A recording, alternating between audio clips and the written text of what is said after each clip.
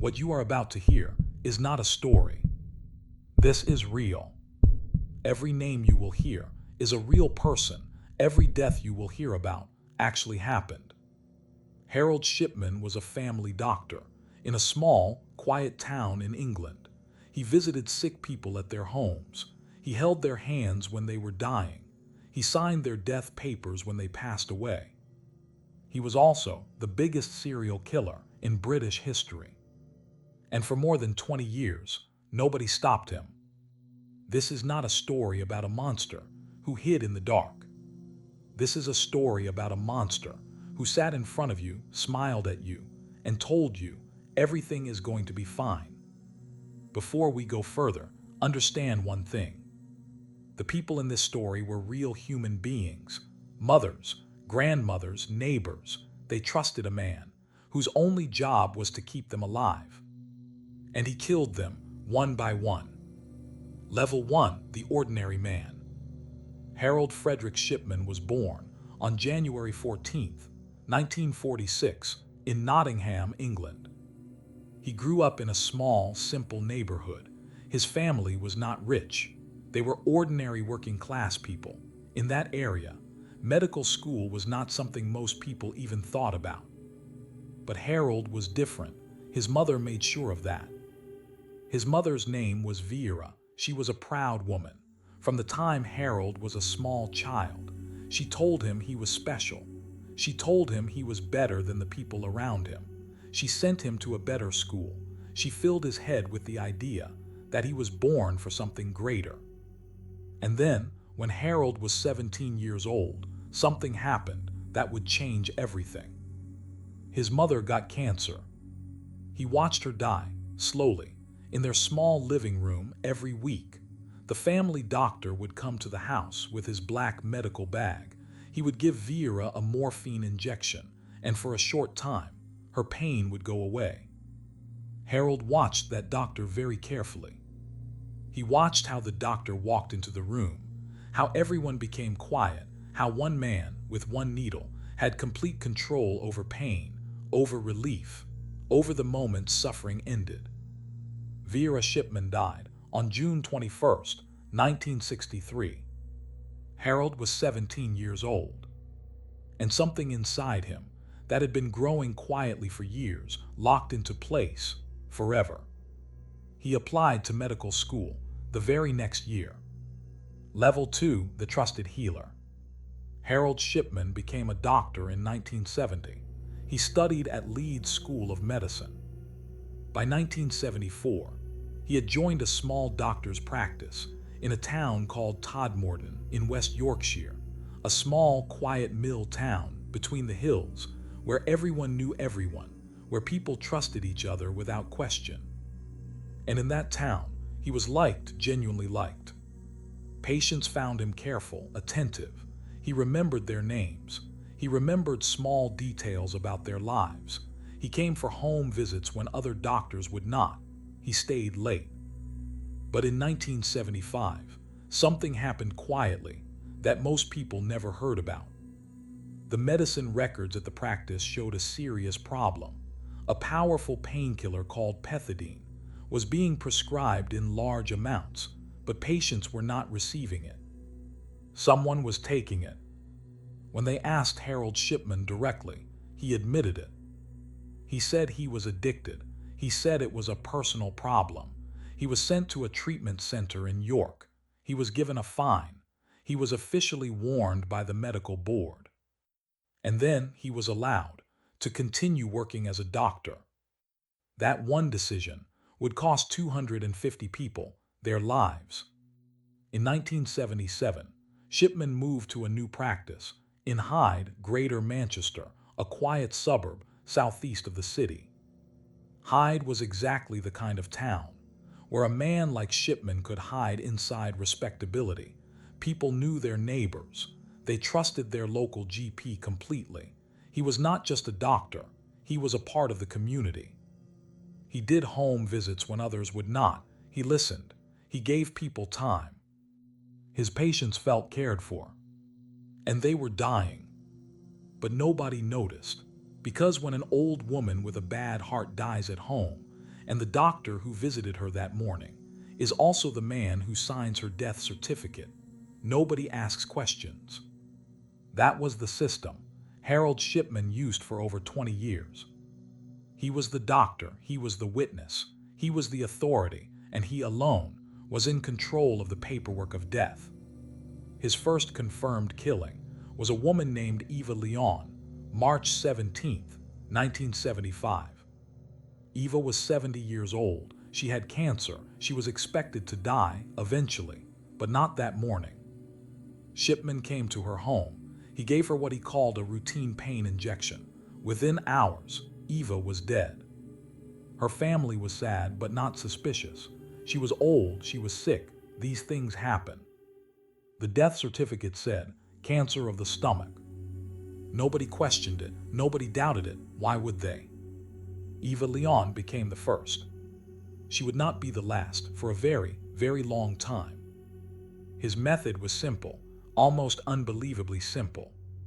He would visit an old patient, usually a woman, usually living alone. He would say it was a routine checkup.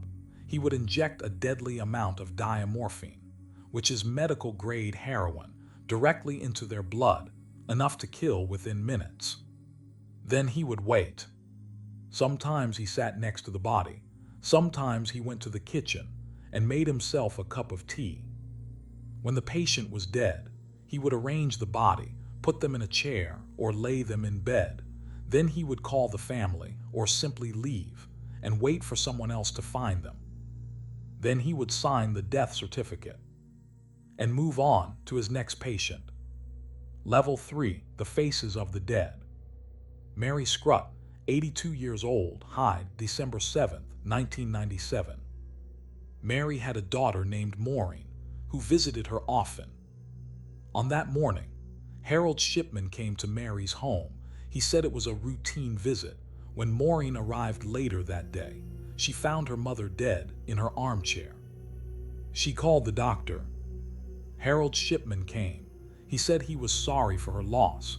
He told Maureen that her mother had been getting weaker, that she went peacefully, that these things happen with old age. He signed the death certificate. What Maureen did not know, what she could not possibly have known, was that her mother's death was not peaceful. It was murder.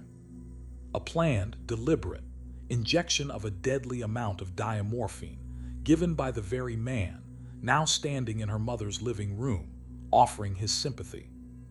Maureen thanked him for taking such good care of her mother. He drove home and had dinner. Kathleen Grundy, 81 years old, June 24, 1998. Kathleen was a former mayor of Hyde, an active woman, a community volunteer, healthy and full of life. By every measure, she was not someone who should have dropped dead on an ordinary Tuesday morning. Harold Shipman visited her that morning. He said he needed to take a blood sample. He was the last person to see her alive. When her body was found later that day, he signed the death certificate, cause of death, old age. But then something happened that had never happened before. Kathleen Grundy's will had been changed. A new version had been sent to a lawyer. It was badly written, typed by someone in a hurry, and it said that her entire estate, worth £386,000, would be left to her doctor, to Harold Frederick Shipman. Her daughter, Angela Woodruff, was herself a lawyer. She looked at the document and she immediately knew something was very wrong. The signature did not match her mother's. The language was not how her mother spoke. The whole thing felt wrong. Angela Woodruff went to the police. Kathleen Grundy's body was dug up. The test results showed a deadly level of diamorphine in her body. Harold Shipman had killed Kathleen Grundy. And then, with an arrogance that is almost impossible to understand, he had tried to take her money after killing her. His greed, after 20 years of perfect silence, had finally given him away. Level 4, the investigation. The official investigation into Harold Shipman began in September 1998, led by Detective Superintendent Bernard Postles of Greater Manchester Police. What started as a case about a forged will grew into something that no one in British law enforcement had ever seen before. They pulled death records, they dug up bodies, and with every body they tested, the same thing appeared: diamorphine in deadly amounts in people who had no medical reason to have been given morphine. They looked at his prescription records. He had been collecting diamorphine for years, telling pharmacies he needed it for patients, and quietly keeping it for himself. Then they looked at his patient files on his surgery computer. And what they found was horrifying. He had added fake notes to the files of patients he planned to kill, notes saying their health was getting worse, that they were in more pain, that their condition was declining. He was writing the story of their death before he killed them. And then investigators found something even worse. The timestamps on those fake notes showed that Shipman had typed them hours after the patients were already dead. He was not covering up old mistakes. He was rewriting reality, calmly, carefully, like a man filling in a form, not like a man who had just killed someone. Harold Frederick Shipman was arrested on September 7th, 1998. He was at his surgery on Market Street, Hyde, seeing patients like any normal day. When the officers arrived, he showed no panic, no fear, no guilt. He was calm, cooperative, almost bored. He denied everything. He told the police that the diamorphine found in Kathleen Grundy's body must have been put there by Kathleen herself. He suggested she was secretly taking drugs. Kathleen Grundy was an 81-year-old former mayor with a clean and respected reputation, and Harold Shipman sat in that police interview room and tried to destroy her name to save himself. It did not work. Level 5, the trial. Harold Shipman's trial began at Preston Crown Court on October 5, 1999. He was charged with 15 counts of murder. The prosecution showed toxicology reports, computer timestamps, witness after witness, who placed Shipman's car outside the homes of victims on the mornings they died. His defense team tried to argue that the test results were contaminated. Forensic experts destroyed that argument, one piece at a time. But the thing that people in that courtroom remembered most was not the evidence. It was Harold Shipman's face. He sat in the dock in a clean-pressed suit. He took notes. He whispered to his lawyers. He looked like a man sitting through a long, boring work meeting. When daughters took the stand and described finding their mothers dead, when sons described being told by Shipman himself that their loved ones had passed away peacefully, Harold Shipman showed nothing. No sadness, no guilt, no recognition of the human beings sitting 10 feet away from him, whose families he had broken apart. He was not really in that courtroom at all. He was somewhere else entirely. On January 31st, 2000, after 6 days of discussion, the jury came back. Guilty on all 15 counts of murder. Guilty on one count of forging Kathleen Grundy's will. The judge, Mr. Justice Forbes, gave him 15 life sentences back to back with a clear recommendation that he should never, ever be released. The judge looked at Shipman and said these words directly: "I have no doubt that each of your victims trusted you completely. They were entirely in your power. Each killing was calculated, cold-blooded, a betrayal of everything a doctor is supposed to be." Harold Shipman looked at the judge with no expression on his face. He was taken from the courtroom. Level 6, how many did he really kill? 15, that was the jury's number. But the British government knew, everyone knew, the real number was far, far higher. A full public investigation was ordered, led by Dame Janet Smith, a senior judge. It ran for 4 years. It looked at over 250,000 documents. it heard from hundreds of witnesses. The result was crushing. Harold Shipman had killed a minimum of 215 patients. A further 45 deaths were considered highly suspicious. The total suspected number, 260. His victims were aged between 41 and 93 years old. The youngest was a man named Peter Lewis, killed in 1997. Most of them were old women, living alone, who trusted him completely. But the investigation did not only count the dead. It asked the harder question: how did this man kill for more than 20 years, in a busy doctor's practice, in a town full of people, without anyone stopping him? The answer was this. At that time in Britain, a family doctor had almost total control over which medicines he prescribed, how he kept his records, and how he certified a patient's death. A GP could give a patient a powerful drug, administer it without any check, and then sign that patient's death certificate, all without anyone else reviewing it. Harold Shipman did not find a gap in the system. He found a wide open road. The investigation found 9 separate times when concerns about Shipman had been raised and ignored before Angela Woodruff finally pushed the police to act in 1998. 9 times. In 1996, a local GP named Dr. Linda Reynolds reported her concerns directly to the area coroner. She had noticed that too many of Shipman's elderly female patients were dying at home with him recently present. She said the pattern was not right, that it needed to be looked at properly. The coroner looked into it. Briefly, he said there was not enough evidence to go further. He had been looking at the wrong evidence. He had been looking at the records that Harold Shipman himself had written. In the 2 years between Dr. Reynolds's report and Kathleen Grundy's death, Harold Shipman killed at least 14 more people. 14 people who would still be alive if one phone call had been taken seriously. Level 7, the final reckoning. Harold Shipman was sent to Wakefield Prison, a maximum security facility in West Yorkshire. By all accounts, he was not a broken man. He kept his air of superiority.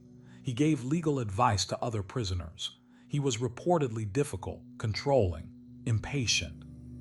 He was, in other words, exactly who he had always been. On the evening of January 12, 2004, Harold Shipman was 57 years old, 1 day away from his 58th birthday. He tore his bed sheets into strips. He tied them to the bars of his cell window.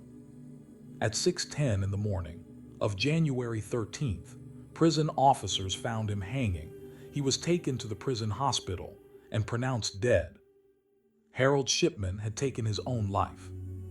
And investigators noted, with a quiet recognition, that he had done it with the same careful planning that had defined everything he had ever done. He had chosen a method. He had prepared everything he needed. He had chosen a time when it would be too late to save him. Even in death, he was in control. There was no note. When Harold Shipman died, he took with him the one thing the families of his victims wanted most. Not justice, he had been convicted. Not proof, the evidence was beyond any doubt. He took the answer. Why? Doctors who study criminal minds have spent years trying to answer that question. Some point to his mother's death, to the 17-year-old boy who watched a doctor come to the house with a needle and felt, for the first time, what it meant to hold power over someone suffering. They say Shipman spent his whole career recreating that moment, except his patients were not suffering. He decided they were. He decided they were done. Others say it was pure pride, a man who genuinely believed that his opinion was worth more than anyone else's, that these old women had lived long enough, that he was somehow doing the world a favor. But maybe the most uncomfortable answer is the most simple one. Maybe Harold Shipman killed because he could. Because it was easy. Because nobody stopped him. Because a system built entirely on trust handed a predator the perfect cover. Because he learned, as a teenage boy, sitting in a small living room in Nottingham, watching a doctor with a black bag, that the person holding the needle has all the power. And he never let go of that power, not once, for the rest of his life. The NAMES. After the investigation, Britain changed its systems. Stronger controls on powerful medicines, a new death certification process, requiring a second independent doctor, regular reviews of every practicing GP, a national safety agency, created because of what he did. These changes matter, but they do not bring back Mary Scrutton. They do not bring back Eva Leon. They do not bring back Kathleen Grundy, or the 250 others, whose names fill the pages of that inquiry report. Angela Woodruff, the lawyer who started everything, said in the years after his death that she felt a grief she could not resolve. Not for him for the question. She said, "We will never know if he was sorry. We will never know if he was even capable of being sorry." That not knowing is its own kind of cruelty. Eva Leon, Kathleen Grundy, Mary Scrutton, Lizzie Adams, Hilda Hibbert, Muriel Grimshaw, Irene Turner, Joan Melia, Winifred Meller, Bianca Pomfret, and more, and more, and more. Harold Frederick Shipman was a family doctor for 24 years. Over 3,000 patients trusted him with their lives. He killed, at minimum, 215 of them. He was not caught by the system. The system failed completely. He was not caught by a colleague. They looked away. He was caught because he got greedy. One woman, a lawyer, with a sharp eye and deep love for her mother, refused to accept what was in front of her. One woman standing between him and complete permanent freedom. Do not forget the names. Do not forget the names. Hit the like and subscribe button if you want more stories, real stories like this.